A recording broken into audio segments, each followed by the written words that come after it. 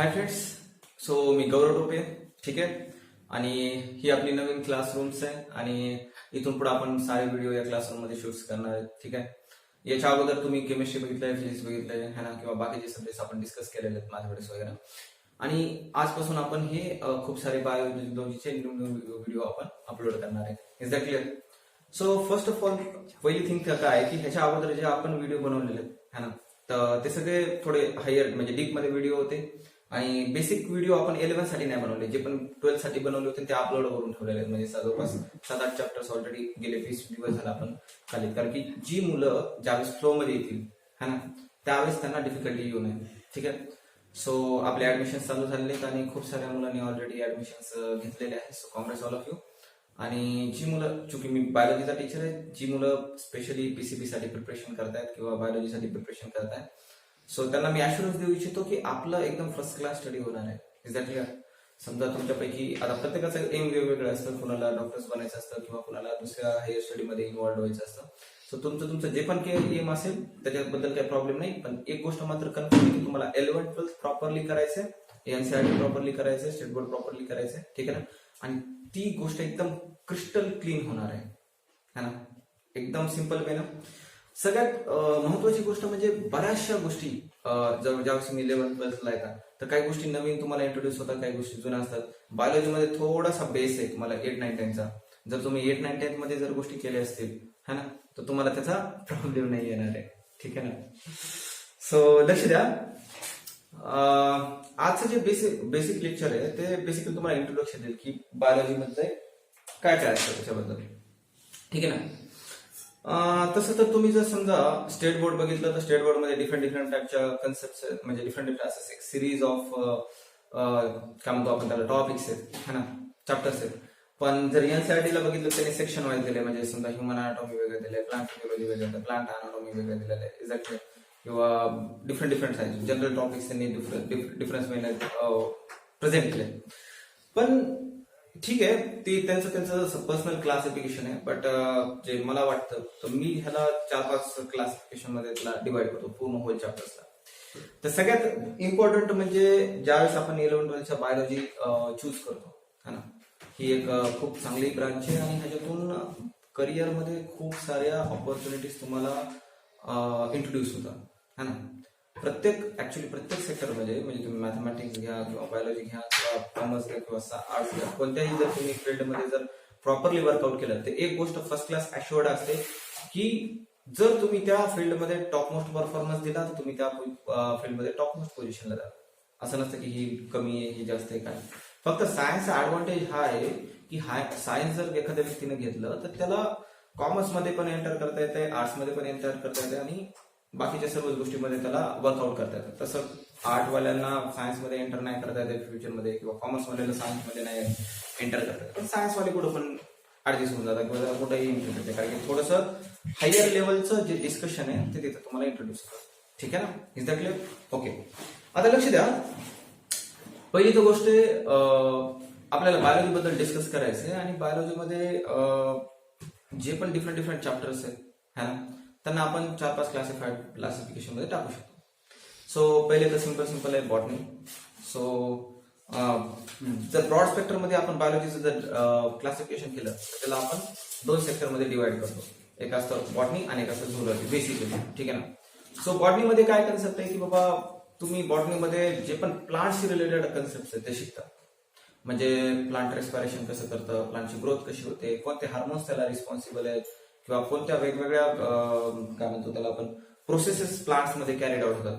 म्हणजे सेल्युलर लेवलला, ग्रॉस लेवलला, किंवा प्लांटचे जे डिफरंट ऑर्गन्स आहेत, म्हणजे रूट झालं, शूट झालं, त्याची मॉर्फॉलॉजी कशी आहे, त्याची अनाटॉमी कशी आहे. मॉर्फॉलॉजी म्हणजे त्याचं एक्सटर्नल अपीअरन्स कसं आहे आणि अनाटॉमी म्हणजे त्यांचं इंटरनल अपीअरन्स कसं आहे ना, म्हणजे डिसेक्शन केल्यानंतर आपल्याला त्याच्यामध्ये काय दिसतं. सो हे सर्वच्या सर्व टॉपिक्स आहेत. ठीक आहे ना. ते सर्वच्या सर्व बॉटनीमध्ये इन्व्हॉल्ड. Is that clear? ठीक आहे ना. म्हणजे ह्या बायोलॉजीमध्ये आपल्याला असे काही चॅप्टर शिकवायचे की जे की टोटली प्लांटशी डेडिकेटेड असते है ना. त्याच्यामध्ये खूप साऱ्या गोष्टी डिफरंट टाईपच्या असतील है ना. आता दुसरा एक कन्सेप्ट आहे zoology. So basically zoo means animal असतं है ना, लॉजी मीन्स स्टडी और त्याला शास्त्र म्हणतो बेसिकली है ना. तर झुलॉजी म्हणजे काय, त्याच्यामध्ये आपण अॅनिमलचा स्टडी करतो.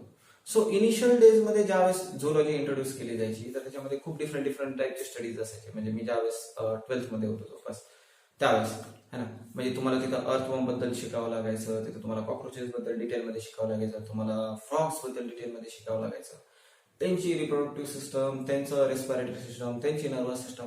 मग जसं जसं एज्युकेशन थोडं इव्हॉल्व्ह होत गेलं तसं ह्युमन्सवर पण फोकस वाढायला लागला है ना. आज सुद्धा थोडंफार जे झुलॉजीमध्ये थोडंफार कॉक्रोचेस बद्दल इन्फॉर्मेशन आहे, थोडंफार फ्रॉग बद्दल आहे किंवा थोडंफार अर्थवॉर्म बद्दल डिस्कशन आहे, पण पूर्वी खूप डिटेलमध्ये असायचं, आता तेवढं डिटेलमध्ये नाही. ठीक आहे ना. सो बेसिकली झुलॉजीमध्ये तुम्हाला स्पेशली डेडिकेट केलं जातं ह्युमन बिईंग्सवर है ना. म्हणजे जवळपास 6-7 चॅप्टर्स असे तर जे की ह्युमन अनाटॉमीशी डेडिकेटेड है ना. ह्युमन अनाटॉमी म्हणजे काय, समजा ही ह्युमन बॉडी आहे आणि ह्युमन बॉडीला आपण समजा डिसेक्ट केलंय है ना, त्याला आपण त्याचे इंटरनल ऑर्गन्स वेगवेगळे जे आहेत आपला, तुम्हाला माहिती आहे एक सिंपल हायरार्की असते की हे लिव्हिंग वर्ल्ड पूर्ण कशापासून बनलेलं आहे, ऑर्गॅनिझम, आणि ऑर्गॅनिझम कशापासून बनलेले असतात, ऑर्गन सिस्टम मध्ये. फॉर एक्झाम्पल ह्युमन हे ऑर्गॅनिझम आहे, ठीक आहे ना. आणि ह्युमनचे ऑर्गन सिस्टम काय आहे, नर्वस सिस्टम आहे, एंडोक्राइन सिस्टम आहे है ना, is that clear, digestive system आहे, रिप्रोडक्टिव्ह सिस्टम. तर ह्या सर्वच्या सर्व जे सिस्टम्स असतात त्या सर्वच्या सर्व सिस्टम आपण कुठे शिकतो, म्हणजे ह्या ह्युमन अनाटॉमी मध्ये शिकतो. ठीक आहे. सो पहिले तर तुम्हाला ह्या झुलॉजीमध्ये ह्युमन अनाटॉमी शिकायचे, काही ठिकाणी तुम्हाला ह्युमन मॉर्फॉलॉजी सुद्धा शिकायची किंवा काही इव्होल्युशन सुद्धा शिकायचं. ठीक आहे, इज दॅट क्लिअर. सो हे झालं दुसरं सेक्शन. पहिलं सेक्शन झालं बॉटनी आणि दुसरं सेक्शन झालं ह्युमन झुलॉजी. ठीक आहे. झुलॉजीमध्ये आपण ह्युमन बेसिसवर फोकस करतो बेसिकली मेजॉरिटी टाइम्स. थर्ड जे सेक्शन आहे ते तुम्हाला सरळ सेल्युलर लेवलला घेऊन जातं है ना. म्हणजे सेल्युलर लेवलला म्हणजे तुम्ही काय करता की समजा आता ही ह्युमन बॉडी आहे, ठीक आहे. तर ह्युमन बॉडीमध्ये काय की आपण जवळपास ह्युमन बॉडी एखादी ऑर्गॅनिझम्स आहे, ऑर्गॅनिक सिस्टम पासून बनलेले आहे, ऑर्गन सिस्टम कशापासून बनलेले आहे, ऑर्गन्स पासून बनलेले आहे, ऑर्गन कशापासून बनलेले, टिश्यू पासून बनलेले, टिश्यू कशापासून बनलेले, सेल पासून बनलेले. सो सेल्सचं मॅन्युफॅक्चरिंग कशापासून बनले, म्हणजे तुम्हाला सेल बद्दल थोडं बेसिक अंडरस्टँडिंग असेल, तुम्ही जवळपास 8, 9, 10th मध्ये cell as a basic unit म्हणून लर्न केलं असेल. इज दॅट क्लिअर ना. ठीक आहे. सो त्याच्याबद्दल तुम्हाला खूप सारी इन्फॉर्मेशन ऑलरेडी असेल. सो सेलमध्ये जे सेल ऑर्गन्स असतात म्हणजे मायटोकॉन्ड्रिया आहे किंवा न्यूक्लियस आहे बेसिकली त्याच्याविषयी. सो हे मॉलिक्युलर लेवलला ज्यावेळेस आपण स्टडी करतो त्यावेळेस आपण सरळ न्यूक्लियस मध्ये घुसून जातो है ना. न्यूक्लियसच्या डीएनए मध्ये घुसून जातो है ना. म्हणजे काही चॅप्टर्स म्हणजे जवळपास 4-5 चॅप्टर्स आणि इम्पॉर्टंट चॅप्टर्स है ना. म्हणजे सगळ्यात जास्त वेटेज असणारे चॅप्टर्स 2 चॅप्टर याच्यात आहेत. ठीक आहे है ना. सो म्हणजे 5 चॅप्टर्स आहेत ज्याचे सगळ्यात जास्त हायर वेटेज आहेत, त्यातले 2 चॅप्टर्स तुम्हाला मॉलिक्युलर बायोलॉजी मध्ये येईल किंवा त्याला आपण बायोटेक्नॉलॉजी म्हणू शकतो. ठीक आहे, इज द क्लिअर. म्हणजे ह्याच्याशी म्हणजे किंवा इनहेरिटन्सशी रिलेटेड आहे. सो न्यूक्लियस मध्ये जे डीएनए आहे त्या डीएनएचा जो सिक्वेन्स आहे किंवा डीएनएशी रिलेटेड ज्या पण गोष्टी आहेत, न्यूक्लियसशी रिलेटेड ज्या पण गोष्टी आहेत त्या आपण ह्या चॅप्टर्स मध्ये शिकणार आहे. ठीक आहे, इज दॅट क्लिअर. आणि त्याच्यानंतर जो नेक्स्ट फॉर्मेशन आहे, ठीक आहे, ते आहे तुमचं क्लासिफिकेशनचं. आता हे थोडंसं किचकट वाटतं बऱ्याच मुलांना आणि किचकट आहे सुद्धा है ना, कारण की ह्याच्यामध्ये बऱ्याचशा गोष्टी तुम्हाला लक्षात ठेवाव्या लागतात है ना. तुम्ही 9th मध्ये प्लांट क्लासिफिकेशन शिकला असाल, तुम्ही 10th मध्ये अॅनिमल क्लासिफिकेशन शिकला असाल आणि बऱ्याच जणांना थोडंसं हेडेक झालं असेल, कारण की जणांना एक्झॅक्टली लक्षात येत नाही हे हाय काय एक्झॅक्टली, कशासाठी असते हे एक्झॅक्टली, त्याचा पर्पज काय. फार कमी जणांना त्याच्याविषयी माहिती आहे. तर तुम्हाला 11th 12th मध्ये आतापर्यंत 9th मध्ये तुम्ही फक्त प्लांट किंगडम बद्दल थोडंसं शिकलात, 10th मध्ये थोडीशी इन्फॉर्मेशन घेतली तुम्ही अॅनिमल किंगडम बद्दल. पण 11th 12th मध्ये तुम्हाला जे 5च्या 5 किंगडम्स आहेत म्हणजे मोनेरा झालं, प्रोटिस्टा झालं, फंगाय झालं, प्लांटेई झालं, अॅनिमल झालं, ठीक आहे ना, ह्या सगळ्याच्या सगळ्या किंगडम बद्दल तुम्हाला डिटेल इन्फॉर्मेशन है ना. मला माहिती आहे काही काही जणांना थोडंसं डिफिकल्टी होऊ शकते, अरे बाबा कुठं ते अॅनिमल किंगडमचा चॅप्टर आणि कुठं ते प्लांट किंगडमचा चॅप्टर है, त्यामध्ये काय काय लक्षात येणार आहे. अगोदरच ते त्याचे पोरीफेरा, कोलिडारेटा असे नाव वगैरे ऐकले की मुलं थोडंसं कन्फ्युज होऊन जातात, थोडंसं घेऊन जातात. पण जास्त टेन्शन घेण्याची आवश्यकता नाहीये. थोडेसे ट्रिक्स लावले, जसं की काही काही मुलं जे आपल्याजवळ 10th मध्ये होते तर त्यांना ह्या चॅप्टरचं काही टेन्शन नसते, कारण की त्यांना ऑलरेडी लॉजिक्स प्रोव्हाइड केले होते. त्यांना त्याच्यात इश्यू आलेला नाही है ना. जे टॉपर्स आहे ते तुम्हाला म्हणजे तुम्हाला एक्सपिरियन्स आहे. फॉर एक्झाम्पल आपण कसं वर्कआउट करतो थोडंसं अनालिटिकल वेने है ना. Is that clear. So definitely me accept करतो जे अकॅडमीमध्ये नाही त्या मुलांना थोडंसं डिफिकल्टी गेलेलं असणार आहे, परंतु एवढं पण टेन्शन घेण्याची आवश्यकता नाही. ठीक आहे. आणि त्या चॅप्टरमध्ये जे 5 चॅप्टर्स आहेत ना इम्पॉर्टंट, त्याच्यामधलं एक चॅप्टर क्लासिफिकेशनचा आहे, biological classification. Is that clear. ठीक आहे. सो ते एक इम्पॉर्टंट आस्पेक्ट्स आहेत. आता हे झाले तुमचे 4 मेजर, म्हणजे पूर्ण बायोलॉजीला आपण 4 तुकड्यामध्ये केलं. एक तर बॉटनीमध्ये क्लिक केलं, एक झुलॉजीमध्ये त्याला ब्रेक केलं, एक मॉलिक्युलर सायन्स म्हणलं किंवा त्याला मॉलिक्युलर लेवलला म्हणजे डीएनए सेल लेवलचं सायन्स म्हटलं. ठीक आहे. आणि एक क्लासिफिकेशन केलं सरळ हे जे पण क्लासिफिकेशन. आणि सगळ्यात जेवढं बी बाकीचं काही उरतंय ते सगळं जनरल टॉपिक्स मध्ये कन्वर्ट करू आपण. जनरल टॉपिक्स म्हणजे काय कन्सेप्ट आहे की बाबा तुम्ही फ्रॉम द बिगिनिंग पासून तुम्ही पोल्युशन बद्दल शिकलेलं आहे. Is that clear. पोल्युशन बद्दल शिकलेलं आहे म्हणजे water pollution, air pollution, noise pollution etcetera etcetera जे पण काय पोल्युशन आहे. किंवा बिगिनिंग पासून तुम्ही थोडं पॉप्युलेशन बद्दल शिकलात किंवा बिगिनिंग पासून तुम्ही इकोसिस्टम बद्दल शिकलेला आहात, फूड चेन, फूड वेब वगैरे वगैरे वगैरे है ना. किंवा थोडंसं तुम्ही इंट्रोडक्शन मायक्रोबायोलॉजी बद्दल घेतलेलं आहे है ना. Is that clear. सो सांगण्याचा कन्सेप्ट काय आहे की तुम्हाला 12th NCERT मध्ये बरेचसे असे चॅप्टर्स भेटतील ते खूप सिम्पल आहेत है ना. खूप असं एकदम म्हणजे तुम्ही त्याला वर्कआउट करू शकता easily without the help of teachers असो है ना. आणि कधी कधी ते चॅप्टर्स वगैरे डिझास्टर मॅनेजमेंट वगैरे असतात ना, आपण बघितलं होते सोशल हेल्थ 10th मध्ये तुम्हाला डिझास्टर मॅनेजमेंट चॅप्टर माहिती असेल, सोशल हेल्थ चॅप्टर माहिती असेल है ना. हे थोडेसे जनरल चॅप्टर्स आहेत. तसं बायोलॉजीमध्ये काही जनरल चॅप्टर आहे, कॅश कोड चॅप्टर असतात बेसिकली है ना. तुम्ही ह्याच्यातून खूप सारे मार्क्स गेन करू शकता. Unfortunately we have lot of such types of chapters in our 11th and 12th, basically in 12th. Is that clear. 12th मध्ये 12th NCERT ज्यावेळेस आपण डिस्कस करतो त्यावेळेस एक ह्युमन रिप्रोडक्शन एक पार्ट आहे आणि एक मॉलिक्युलर पार्ट आहे. बाकीचे जवळपास असंच लॉजिक चॅप्टर्स आहेत एकदम relax. 11th NCERT as compare to 12th NCERT थोडंसं हार्ड आहे, कारण की त्याच्यामध्ये ह्युमन अॅनाटॉमी आहे, त्याच्यामध्ये क्लासिफिकेशन्स आहेत, त्यामध्ये प्लांट अॅनाटॉमी आहे, फिजिओलॉजी किंवा मॉलिक्युलर लेवल प्लांटचं डिस्कशन्स आहे. एक्झॅक्टली. सो होल चॅप्टर्स आपण ह्या 5 सेक्शन्स मध्ये डिवाइड करतो. ठीक आहे. बॉटनी म्हणजे प्लांट्स रिलेटेड. झुलॉजी मध्ये खरं म्हणलं तर अॅनिमल्सचं पूर्ण डिस्कशन पाहिजे, बट आपण ह्युमन अॅनाटॉमी आणि ह्युमन फिजिओलॉजीवर बेसिकली फोकस करणार असेल. ठीक आहे. Is that clear. त्यानंतर 3rd क्लासिफिकेशन्स, आपण जेवढे पण किंगडम्स आहेत त्याच्याविषयी डिटेल इन्फॉर्मेशन घेण्याचा प्रयत्न करणार आहे, जेवढी जास्त घेता येईल तेवढं जास्त प्रयत्न करणार आहे. 4th वन तुमचं मॉलिक्युलर लेवलला म्हणजे तुमचं सेल्युलर लेवलचं बेसिकली डिस्कशन आहे. सेल्युलरमध्ये जे न्यूक्लियस आहे, न्यूक्लियसचा जो डीएनए, मग डीएनएचे सिक्वेन्सेस काय, त्याचे आपले ऍप्लिकेशन्स काय, त्यानंतर त्याच्यामध्ये जे डिफरंट आस्पेक्ट्स आहेत त्याच्याविषयीची डिटेलमध्ये स्टडी, त्यानंतर त्याचं बायोटेक्नॉलॉजी पण त्याच्यामध्ये इन्व्हॉल्व करूया आपण. ठीक आहे ना. डिफरंट त्याच्यामध्ये रिसर्च झालेला आहे, त्याला कसं इम्प्लिमेंट केलं जातं, कसं वर्कआउट केलं जातं, हे सर्व गोष्टी आपल्याला डिटेलमध्ये कशामध्ये शिकायच्या, मॉलिक्युलर लेवल सायन्समध्ये शिकायचे है ना. एक्झॅक्टली. हालाकी मॉलिक्युलर सायन्स नाव नाहीये, पण इनिशियली तुम्ही 11-12चे मुले तर तुम्हाला जस्ट एक थोडीशी कल्पना यावं. ठीक आहे. त्याच्यामुळं मी असं एक्सप्लेन करतो. ठीक आहे. आणि general topics they are general. ठीक आहे. तुम्ही त्याला इझिली स्टडी करू शकता. बऱ्याच वेळेस तुम्हाला टीचर्सची आवश्यकता नाही पडणार, आणि जिथे जिथे तुम्हाला टीचर्सची आवश्यकता आहे तिथे मी डेफिनेटली मदत करणार आहे. ठीक आहे ना. सो आपण ह्या स्ट्रॅटेजी वाईज म्हणजे ह्या 5 सेक्टरला प्रॉपरली स्टडी करणार आहे.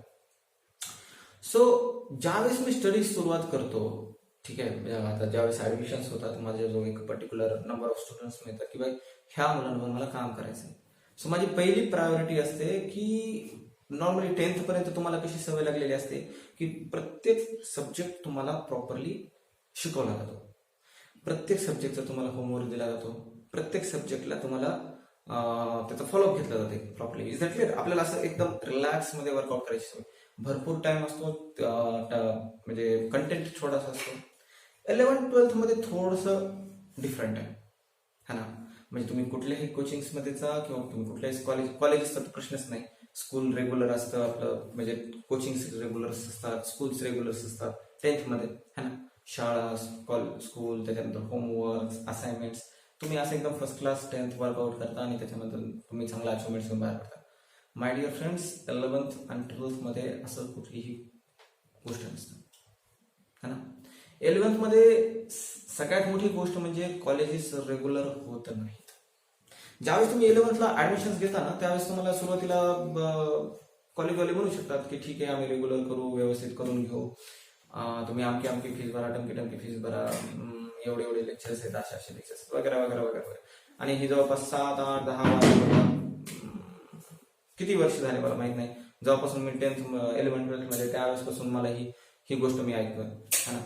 So they are giving lot of, ते वेगवेगळ्या प्रकारच्या गोष्टी डिस्कस करतात तुम्हाला, ठीक आहे.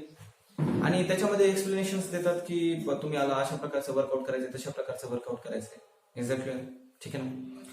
परंतु मला वाटतं की तुम्ही तशा प्रकारे काही पडू नका बेसिकली, कारण की रिस्पॉन्सिबिलिटी 11th 12th ही एक मोठी रिस्पॉन्सिबिलिटी असते.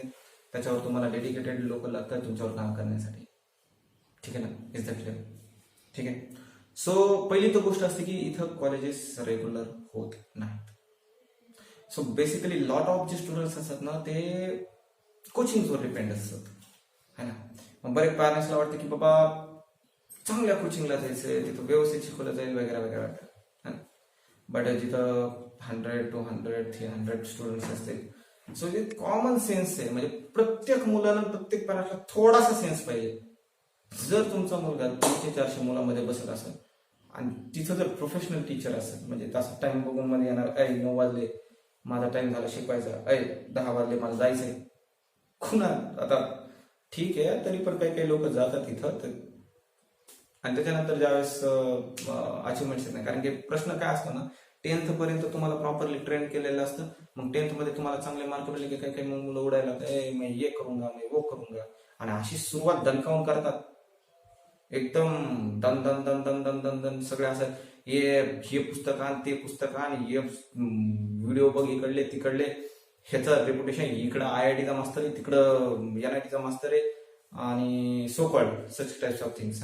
इथं जॉईन होतो, इथं 100 आणि 200 300 जे पण काय, सुरुवात एकदम फर्स्ट क्लास होती. But my dear friends, this is not 100 meter race.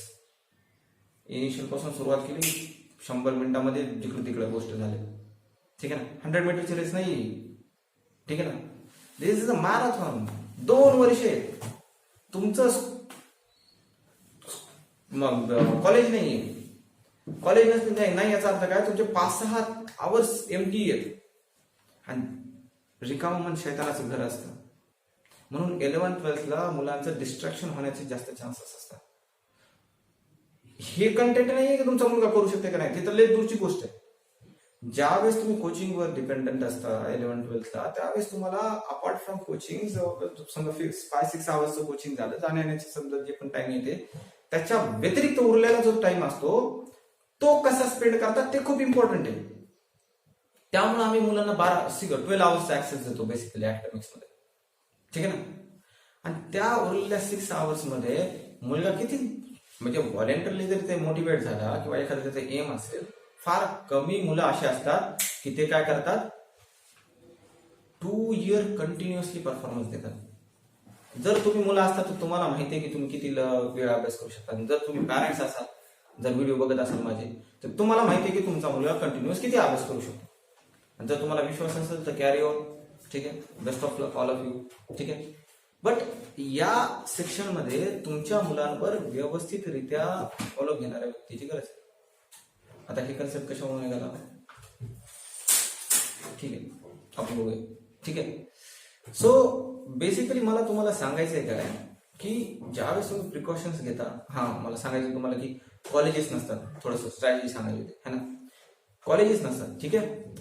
So colleges नसल्यामुळे तुम्हाला 2 जर त्याला प्रॉपरली जर तुम्ही जर अंडर ह्याच्यामध्ये असाल, गायडन्स मध्ये असाल, तर तुम्हाला एक ऍडव्हान्टेजेस आहे त्याच्यामध्ये की बाबा या वेळेचा तुम्ही फर्स्ट क्लास स्टडीसाठी प्रयत्न करू शकता.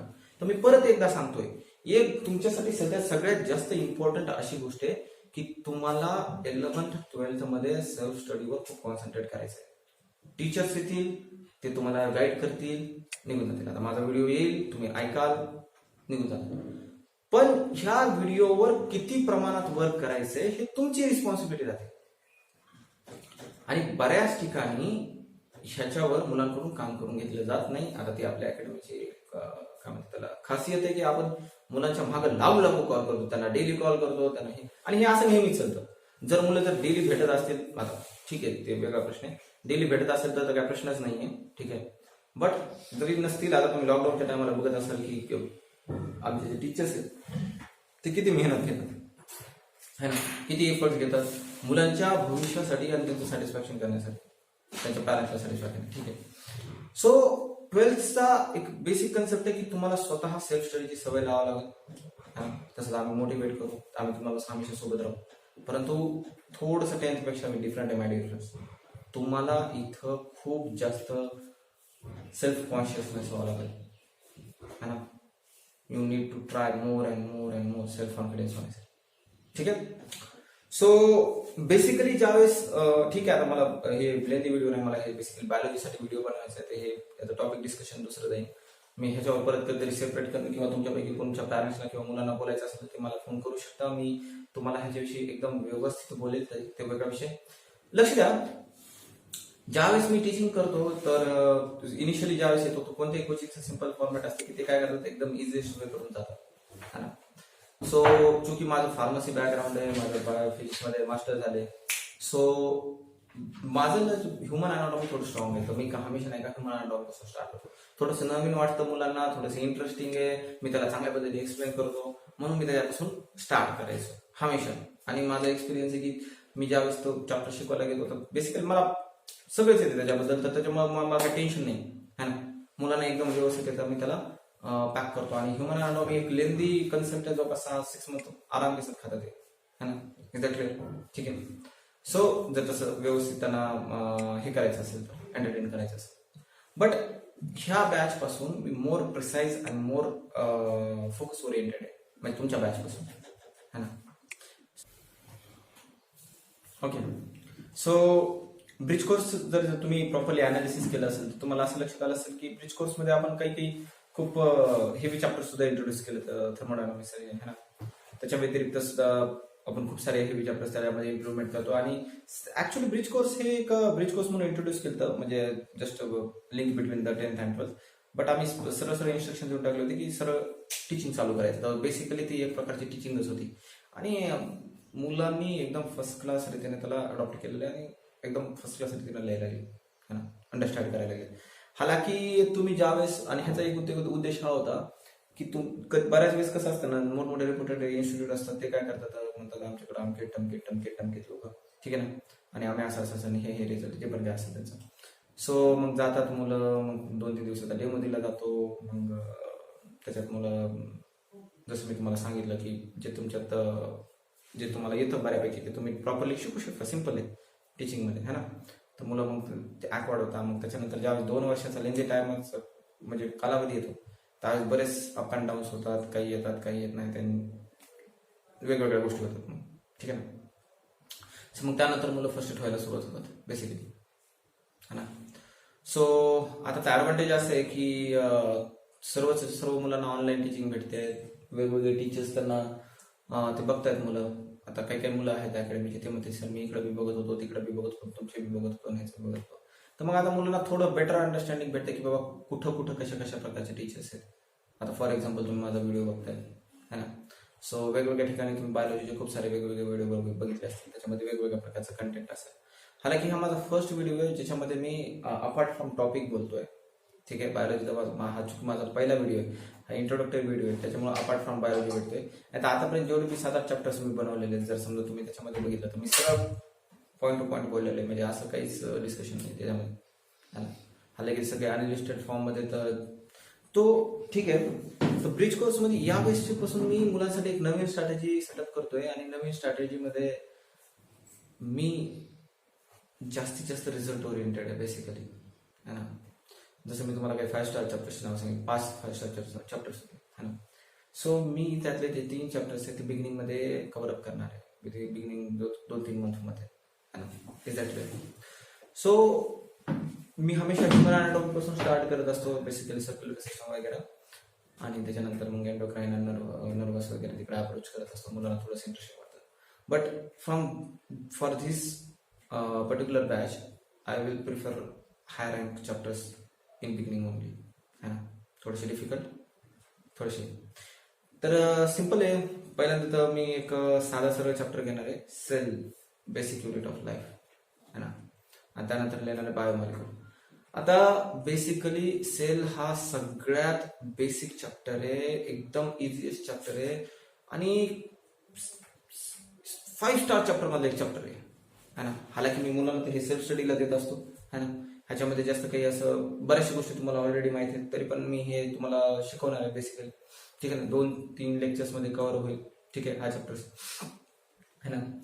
तर हा इनिशियली आता सेल चॅप्टर्स का, कारण की हा इझी आहे, सोपा आहे म्हणून नाही, का, कारण की ह्याच्यामध्ये वेटेज जास्त आहे बेसिकली, है ना. एक्झॅक्टली. सो जे 5 चॅप्टर आहे त्याच्यामधला हा एक चॅप्टर आहे, त्याच्यामुळे हे पहिल्यांदा मी कव्हर करणार आहे, म्हणजे ॲश्युरन्स क्लिअरन्स होत राहतं. त्यानंतर मी बायोमॉलिक्युलला अप्रोच करणार आहे, कारण की सेल आणि सेल ऑर्गनेल डिस्कस केल्यानंतर बायोमॉलिक्युल डिस्कस केलेलं बेटर राहतं. सो समजा जर तुमच्यापैकी काही जणांनी इकडे तिकडे फाउंडेशन केलेलं असेल, है ना, तर त्यांना एखाद्या वेळेस बायोमॉलिक्युल थोडासा सोपा जाऊ शकतो. सेल तर सगळ्यांना सोपा जाईल, ठीक आहे, त्याच्याबद्दल काही इश्यू नाही. बायोमॉलिक्युल त्याच्यापेक्षा सोपा जाईल, म्हणजे बायोमॉलिक्युल थोडासा ट्रिकी वाटेल. समजा ज्याने फक्त स्टेट बोर्ड मधून बिलॉंग केले त्यांना बायोमॉलिक्युल थोडासा इझी वाटेल, सॉरी डिफिकल्ट वाटेल. जे सीबीएसई किंवा आयसीएसई त्यांच्यासाठी बायोमॉलिक्युल डिफिकल्ट नाही, किंवा कोणाचं फाउंडेशन झाले त्यासाठी बायोमॉलिक्युल तेवढं डिफिकल्ट नाही जाणार आहे, त्यांना तो पण शिकवत. पण त्याच्यानंतर जे आपले चॅप्टर्स चालू होणार आहेत, म्हणजे ज्यावेळेस बायोमॉलिक्युलमध्ये आपण मेटाबॉलिझम बद्दल शिकतो, कॅटाबॉलिझम, अनाबॉलिझम, मग सेल्युलर लेवलला जाऊन ज्यावेळेस आपण रेस्पिरेशन इन प्लांट्स किंवा फोटोसिंथेसिस प्लांट ज्यावेळेस चॅप्टर शिकतो, ते डेडिकेटेड चॅप्टर्स आहेत.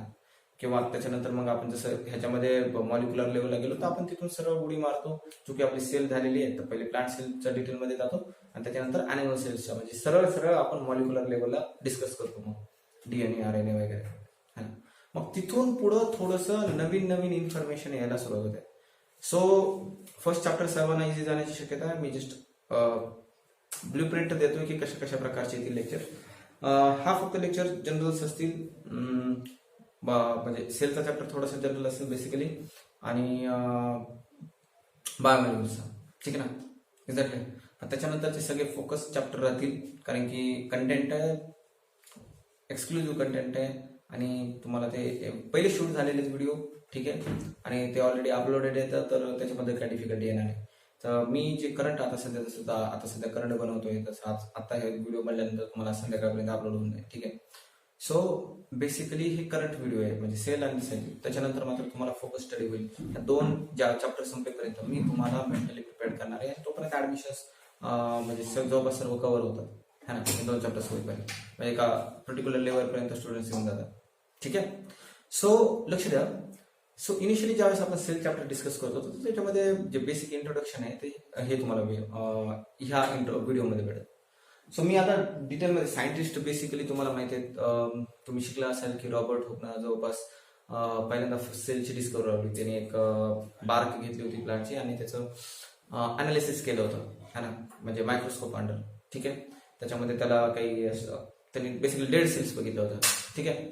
त्यानंतर त्यांनी मग सेल नाव कॉइन केलं त्याला. मग त्यांनी सांगितलं की लिव्हिंग बिंग्स अशा सेलच्या पॅकेटपासून बनलं. त्या पहिल्या सायंटिस्टचं नाव होतं रॉबर्ट हुक, ठीक आहे. त्यानंतर दुसरा सायंटिस्ट होता लिओन हुक म्हणून, ठीक आहे. त्यांनी पहिल्यांदा लिव्हिंग सेल्स ऑब्झर्व केली, ठीक आहे, एक्झॅक्टली. त्यानंतर ब्राऊन नावाचा सायंटिस्ट आहे, त्यांनी न्यूक्लियसमध्ये सेलमध्ये न्यूक्लियस असं म्हणून हे डिस्कवर केलं. सो बेसिकली जे सायंटिस्ट आहेत आणि त्याच्या ज्या डिस्कवरी आहेत, है ना, सो त्याच्यामध्ये मी डिटेल जात नाही, ठीक आहे. त्याच्यामध्ये तुम्ही आणखी पण बघू शकता, वेगवेगळ्या डिस्कवरीज वगैरे कोणकोणत्या सायंटिस्टची नाव असू शकतात. पण हे 3 main scientist. First cell observe केली रॉबर्ट हुकनं, लिओन हुकनं काय केलं, लिव्हिंग सेल ऑब्झर्व केली, आणि रॉबर्ट ब्राऊननं न्यूक्लियसचा शोध लावला. आणि बेसिकली आपल्याला पूर्ण ह्या 11-12च्या बायोलॉजीमध्ये ह्या 3 आस्पेक्ट्सवर स्टडी करायचं, म्हणजे ह्या 3 सायंटिस्ट. पण सेल चॅप्टर सुरू होण्याच्या अगोदर एक थिअरी प्रेझेंट केली जाते, सेल थिअरी. ऍक्च्युली ह्या सेल थिअरीला नोबेल प्राइज आहे, ठीक आहे. एक एम.जे. शेल्डन आणि थिओडोर शॉन नावाचे 2 सायंटिस्ट होते, ठीक आहे. त्यांनी ही सेल थिअरी प्रपोज केली. असं आणि खूप सारे क्वेश्चन्स या सेल थिअरीवर विचारले जातात, म्हणजे तुमच्या नीट्समध्ये, आयबीएमटीमध्ये प्रॅक्टिकली जर बघायचं झालं तर प्रत्येक एक्झाममध्ये ह्या सेल थिअरी कोणी प्रपोज केली, त्यांचा एक्झॅक्टली काय कंटेंट होतं. पण हे इझिएस्ट क्वेश्चन आहे. तुम्हाला 2 नावं ठेवायचे, एक एम.जे. शेल्डन, थिओडोर शॉन, ह्या दोघांनी मिळून सेल थिअरी प्रपोज केली. तर त्यांचं सेल थेअरीचं काय म्हणणं होतं की बाबा सिम्पल त्यांनी सांगितलं की each and living organism made from cell, है ना. Is that clear? म्हणजे प्रत्येक लिव्हिंग ऑर्गॅनिझम ह्या युनिव्हर्समध्ये जी पण गोष्ट लिव्हिंग आहे ती कशापासून बनलेली आहे? सेल पासून बनलेली आहे. And cell is the basic functional and structural unit of life. हे दोनच वाक्य त्यांनी सांगितली आणि ह्या दोन वाक्यासाठी त्यांना नोबेल प्राइज सुद्धा डिक्लेअर झाला. म्हणजे बघा, एक तर प्रत्येक लिव्हिंग ऑर्गॅनिझम तुमचा सेल पासून बनलेला आहे, इज दॅट क्लिअर? आणि सेलच हे basic functional and structural unit आहे ना, इज दॅट क्लिअर? ठीक आहे, ही सिंपल एवढी सेल थिअरी आहे ना. त्याच्यानंतर एक सायंटिस्ट आहे आर्बोरिचू म्हणून, ठीक आहे, त्यांनी काय केलं, एक सप्लिमेंट ऍड केली ह्याच सेल थिअरीला, ठीक आहे ना. आणि त्यांनी सांगितलं की each and every cell from pre existing cell, है ना. म्हणजे कोणतीही सेल ही तिच्या प्री एक्झिस्टिंग सेल पासूनच बनते, इज दॅट क्लिअर? है ना. म्हणजे life come from life basically, है ना. सो कधीही तुम्ही सेलला तुमच्या लॅबोरेटरीमध्ये बनवू शकत नाही, even though you know much more. तुम्हाला माहिती आहे की सेलमध्ये कोणकोणते सेल ऑर्गॅनिल्स आहेत, तुम्हाला माहिती आहे की ते सेल ऑर्गॅनिल कोणकोणत्या बायोमॉलिक्युल पासून बनलेले आहेत, तुम्हाला माहिती आहे की ते बायोमॉलिक्युलचं मॉलिक्युलर स्ट्रक्चरल काय आहे, आणि तुम्हाला माहिती आहे की किती प्रकारचे ॲटम्स आहेत. पण त्या ॲटम्सला कंबाईन करून तुम्ही बायोमॉलिक्युल तयार करू शकत नाही, त्या बायोमॉलिक्युलला कंबाईन करून तुम्ही सेल ऑर्गॅनिल तयार करू शकत नाही, त्या सेल ऑर्गॅनिलला कंबाईन करून तुम्ही सेल तयार करू शकत नाही, है ना. सो बेसिकली ज्यावेळेस आर व्हर्च्यूने सप्लिमेंट प्रोव्हाइड केली की each cell come from pre existing cell, त्यावेळेस जी इव्होल्युशनची थिअरी होती तिला एक फर्स्ट क्लास झटका बसला, है ना. म्हणजे जर समजा each cell come from pre existing cell, मग एक्झॅक्टली लाईफ सुरुवात झाली कशी, एक्सप्लेन करायचं कसं. But still this theory is popular, lot of questions arises from this particular theory, ठीक आहे, एक्झॅक्टली. सो हे बेसिक्स आहे. त्यानंतर ज्यावेळेस आपण सेल डिस्कस करतो त्यानंतर काही इन्फॉर्मेशन दिलेले एनसीईआरटी मध्ये की मायक्रोप्लाझा एक सेल आहे की ती सगळ्यात स्मॉलेस्ट सेल आहे, त्यानंतर एक ऑर्चिड आहे ती म्हणजे सगळ्यात बिगेस्ट सेल आहे, मोठी सेल आहे, आणि आपल्या बॉडीमध्ये ज्या नर्व्ह सेल्स असतात ती लॉंगेस्ट सेल्स असतात, है ना. मग त्यांनी सांगितलंय की सेल्सचे कोणकोणते डिफरंट टाइप्स आहेत, जसं की काही क्युबॉइडल फॉर्म मध्ये सांगतात, काही इरेग्युलर फॉर्म मध्ये सांगतात, काही डिस्क शेप्स असतात, इज दॅट क्लिअर, है ना. काही कॉलम लाईक सेल्स असतात, है ना, ठीक आहे. सो हे सेलचं बेसिक इन्फॉर्मेशन आहे, ठीक आहे. चूंकि हा जनरल चॅप्टर आहे त्याच्यामुळे मी ह्याच्यामध्ये जास्त टाइम कन्झ्युम करणार नाहीये, ठीक आहे. ह्या चॅप्टरमध्ये दोन बेसिक्स ऍस्पेक्ट्स आहेत तुम्हाला, म्हणजे हे तर आता थोडंफार मी सांगितलं आलं की ह्याला टीचिंग नाही म्हणता येणार, पण हा इंट्रोडक्टरी पार्ट होता, फर्स्ट बायोलॉजीचे इंट्रोडक्शन होतं, त्यामुळे मी थोडंसं सिम्पल वेने घेतोय, ठीक आहे. कारण की मला आणखी एक कन्फर्म नंबर ऑफ स्टुडंट्स पाहिजेत माझ्या सेक्शनसाठी, म्हणजे मला त्या फोकस त्या मुलांच्या अंडरस्टँडिंगनुसार मला त्यांना टीच करायचं. सो जर तुम्ही स्टुडंट्स असाल किंवा तुम्ही जर पॅरेंट्स असाल तर मी तुम्हाला प्लीज रिक्वेस्ट करतो जेवढ्या लवकर तुम्हाला ऍडमिशन्स घेता येईल तेवढ्या लवकर तुम्ही ऍडमिशन्स घ्या, है ना.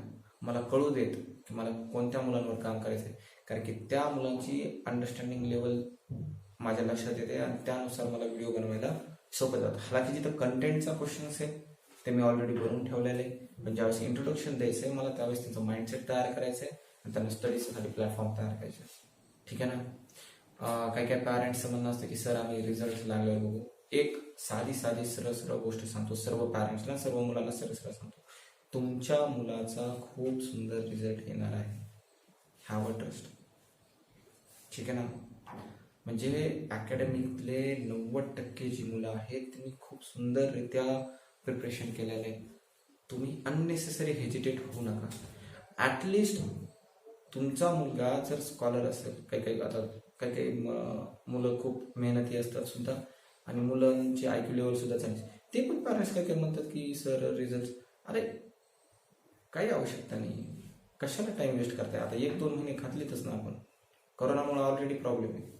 कुठं म्हणजे एक तर तुम्हाला सगळ्या गोष्टी प्रॉपर पाहिजे, तर तुमच्या मुलाकडून खूप साऱ्या अपेक्षा आहेत, है ना, की याने हे क्रॅक केलं पाहिजे, ते क्रॅक केलं पाहिजे, पण त्याला ज्यावेळेस सर्व्हिस देण्याची गोष्ट येते, त्याला ज्यावेळेस टीचिंग देण्याची गोष्ट येते, त्यावेळेस तुम्ही उगं अननेसेसरी लेंदी करता आणि त्यानंतर ठीक आहे आता तो प्रश्न वेगळा है ना.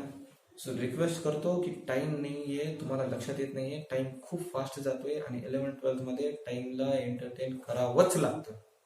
सो इमिडिएटली डिसिजन्स घ्या, कन्फ्युजन, जसं मी पहिले व्हिडिओमध्ये सांगितलं, जर तुम्हाला कन्फ्युजन असेल तर तुम्ही सध्या PCMB ठेवा, दोन्हीचा अभ्यास करा, काही प्रॉब्लेम नाही आहे.